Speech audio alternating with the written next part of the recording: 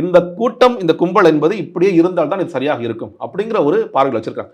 அப்ப இந்த கூட்டம் அரசியல் மயப்படுவதற்கான வாய்ப்புகள் இருந்தும் அதை தமிழக வெற்றி கழகம் உருவாக்க தயாராகவே இல்லை. அந்த மேடையில் இருக்கிறவங்களே எவ்வளவு பேர் அரசியல் வயப்பட்டிருக்காங்க.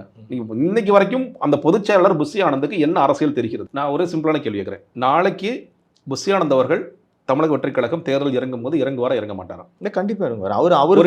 ஒருவேளை அவர்கள் ஆசைப்பட்ட போல் ஜெயிச்சா அவர் ஒரு அமைச்சர் ஆவாரா ஆக மாட்டாரா? இல்லை, அவர் பாண்டிச்சேரி தான் அவர் லிமிட்ன்ற மாதிரி நம்ம கேள்வி. பாண்டிச்சேரி பிரச்சனை இல்லை, நான் அந்த விவாதத்துக்குள்ளே வரல.